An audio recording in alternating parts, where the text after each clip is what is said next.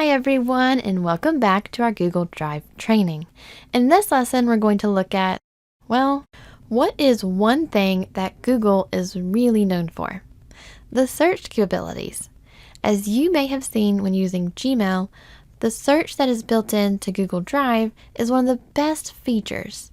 As with other things with Google, there is more than one way to search.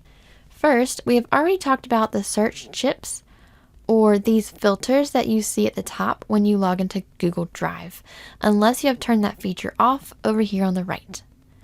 At the very top, you will see Search in Drive, where you can click and begin typing. Search results will appear as you type. Google Drive searches the titles and the content of all files that you have permission to see, meaning even files that are shared with you but not added to your Google Drive yet will be searched.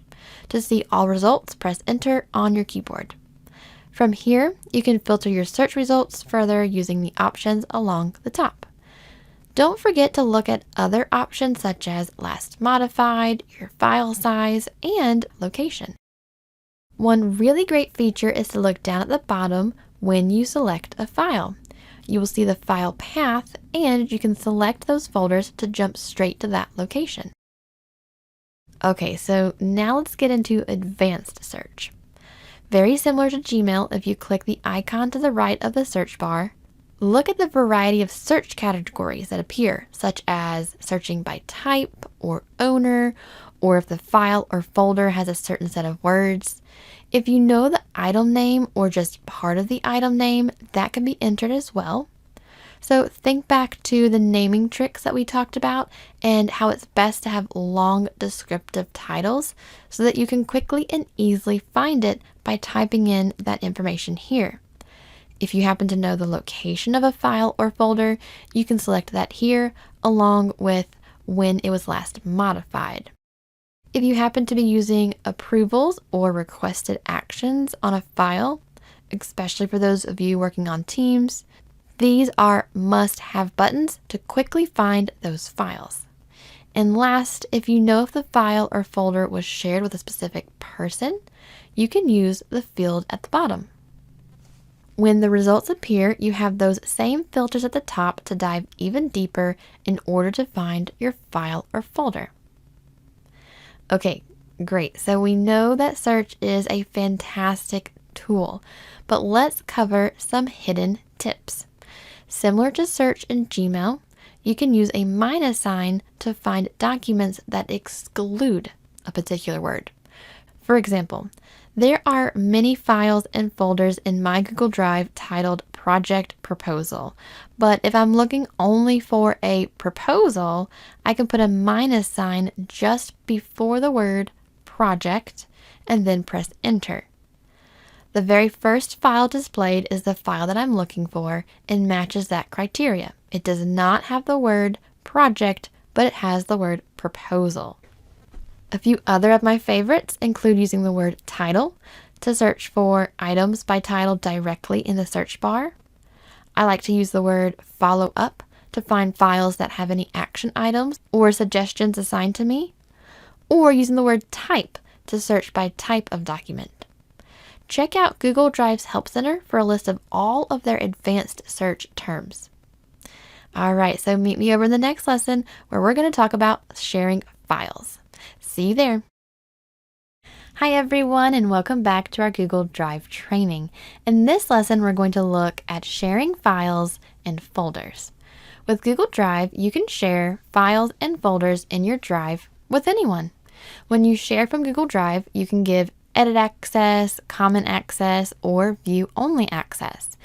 If you have Google Workspace for education or business, and you are sharing with a team, you can share with an entire Google group, such as, let's say, the marketing team, instead of typing in each individual person's email address. You can also choose to turn on a file or a folder for anyone within inside of your domain to view, but anyone outside of your domain does not have access. For example, if you are sharing out a quarterly newsletter, you can select to turn on anyone in your domain can view. Let's first look at how to do this. As with most things with Google, there's more than one way to share. When you hover, you have the share button. When selecting the folder or the file, you also have the share button at the top, or you can right-click and select share. If you have the Google file open, you can also share it there, but let's take a look at it from this Google Drive window. Here is where you can add people and groups. Down at the bottom, if you are in an education or business domain, you would see that listed here, but for personal accounts, you do not see that, and instead, when you select restricted and switch it to anyone with the link, it means anyone on the internet versus anyone inside the domain or institution. Once someone is added to the folder or the file, you can select for them to have view access, comment access, or edit access. One important thing to check is your settings. Do you want to allow editors to change permission and share? Do you want to allow viewers and commenters to see the option to download or print or copy?